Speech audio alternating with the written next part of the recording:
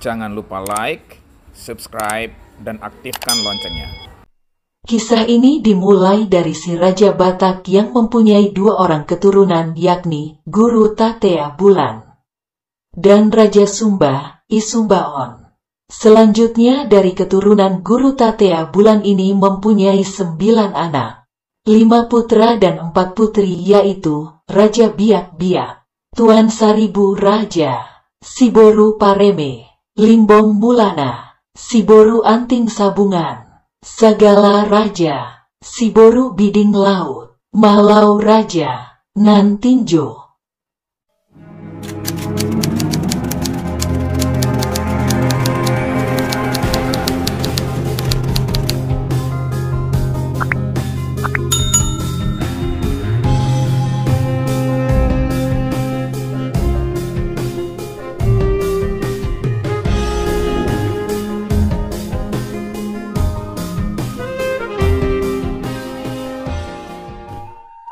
Pada suatu hari ketika Tuan Saribu Raja sedang beristirahat dalam pengembaraannya, lewatlah seorang gadis cantik yang sangat jelita bak bidadari dari kayangan dan menarik perhatian Tuan Saribu Raja.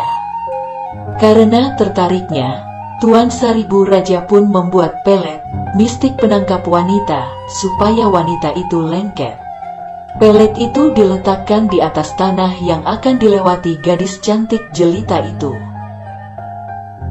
Tapi apa yang direncanakan Tuan Saribu Raja bukanlah menjadi kenyataan, karena takdir berkata lain, dan justru yang lewat dari tempat tersebut adalah adik perempuannya sendiri bernama Siboru Pareme yang datang mengantar makanan untuk Tuan Saribu Raja. Boru Pareme yang tadinya biasa-biasa saja, menjadi jatuh cinta kepada abangnya, padahal dalam adat Batak hal itu sangat tabu. Setelah sekian lama hubungan ini terjadi menjadikan Siboru Pareme hamil, dan hal ini menjadikan aib dalam keluarga. Dalam adat dan kebudayaan Batak hal ini adalah tabu dan dilarang keras. Maka hukumannya adalah mati. Ketika Guru Tatea Bulan mendengar kedua anaknya telah menikah, dia murka dan mengusir Saribu Raja. Melihat aib ini, saudara-saudari dari Tuan Saribu Raja dan Siboru Pareme merasa marah dan berniat untuk menghukum mati kedua saudara-saudarinya itu. Namun ternyata tak satu pun dari mereka yang mampu atau tega untuk menghukum mati. Akhirnya diputuskanlah untuk membuang mereka ke hutan secara terpisah. Sebelum pergi, Saribu Raja memberikan sebuah cincin kepada adik yang juga istrinya dan memberi amanah. Apabila anak kita telah lahir, berilah dia nama si Raja Lontung. Baiklah Bang, aku akan memberi nama si Raja Lontung dan aku akan merawatnya. Siboru Pareme pun dibuang ke sebuah hutan di atas Sabulan, daerah yang dianggap sebagai sarang harimau. Biarlah harimau itu yang membunuhnya, kalau tidak mati akibat kelaparan dan deritanya sendiri. Begitulah pikiran Limbong Mulana dan adik-adiknya.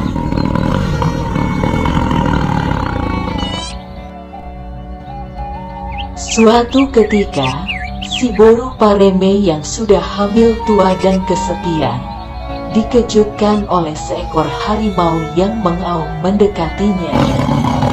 Namun karena sudah terbiasa melihat harimau dan penderitaan yang dialaminya, ia tidak takut lagi dan pasrah untuk dimangsa. Setelah menunggu beberapa saat, ternyata harimau itu tidak memangsanya. Harimau tadi membuka mulutnya lebar-lebar di hadapan Siboru Pareme seakan meminta bantuan. Dari jarak dekat, Siboru Pareme melihat ada sepotong tulang yang tertancap di rahang harimau itu. Timbul rasa iba di hati Siboru Pareme. Tanpa ragu si Boru Pareme mencabut potongan tulang itu dan dibuangnya. Setelah itu harimau yang dikenal buas itu menjadi jinak kepada si Boru Pareme. Sejak itu harimau yang dikenal Babiat si Telpang setiap pagi dan sore mengantar daging hasil buruannya ke tempat si Boru Pareme.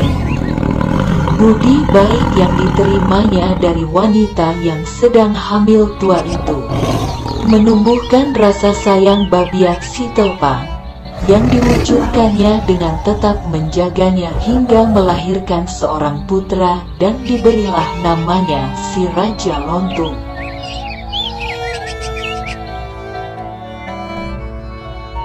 Si Raja Lontung hidup dan bertumbuh dewasa bersama ibunya di tengah hutan sekitar Ulu Darat, selalu didampingi oleh Babiat si Telpang. Tidak seorang pun manusia lain yang mereka kenal. Namun si Boru Pareme selalu memberi pengetahuan kemasyarakatan kepada anaknya, termasuk pertuturan adat Batak, karena ibunya tidak ingin anaknya itu menderita lagi seperti aib yang diterimanya selama ini.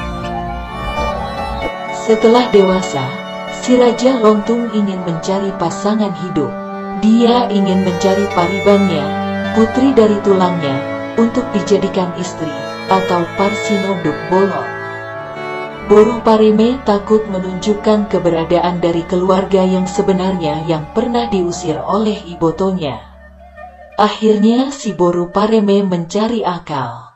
Dia menyuruh anaknya si Raja Lontung ke sebuah permandian yang sekarang dikenal dengan Aek Sipitu Dai, 7 Rasa, dulu tempat pemandian Boru Pareme. Boru Pareme memberi arahan pada anaknya. Anakku, pergilah ke pemandian yang ada di sana, tempat paribanmu mandi. Carilah yang mirip seperti ibumu ini, tegurlah dia, sampaikanlah pesanku ini, lalu pasangkanlah cincin ini ke jarinya. Bila cincin ini cocok di jarinya, itulah paribanmu Boru dari tulangmu. Lalu ajak dan bawalah dia ke sini.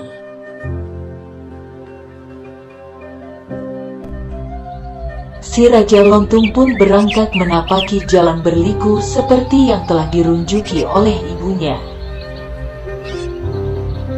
Sementara itu si Boru Pareme pun berangkat ke tepian yang sama. Dia mengambil jalan pintas agar dapat mendahului anaknya. Setibanya di sana, dia pun mendandani dirinya sedemikian rupa hingga nampak lain dan lebih muda. Si Raja Lontung pun tiba di tempat seperti yang dipesankan ibunya itu. Ia mendengar ada manusia tengah mandi di pansuran itu. Berarti benar apa yang diberitahu ibuku, katanya dalam hati. Sambil mengintip dari celah-celah pohon. Ia tidak sabar terlalu lama lagi, karena hari sudah gelap dan langsung menghampiri perempuan tersebut. Santabi Boruni Tulang, aku ingin menyampaikan pesan ibuku. Si Raja Lontung kemudian memberikan cincin ibunya dan memasangkan cincin itu ke jari manis dan ternyata pas.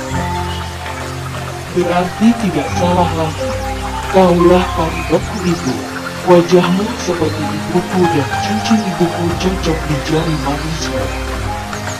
Lalu ia mengajak perempuan tersebut. Sesampainya di hutan tempat tinggal si Raja Lontung, ia terkejut sebab ibunya tidak lagi dijumpai di rumahnya. Ia pun teringat akan pesan ibunya yang berniat mencari ayahnya Saribu Raja ke arah Barus. Lalu keduanya hidup serumah dan menjadi suami istri. Maka bagi si Boru Pareme terjadi lagi kawin sumbang atau incest yang kedua kali.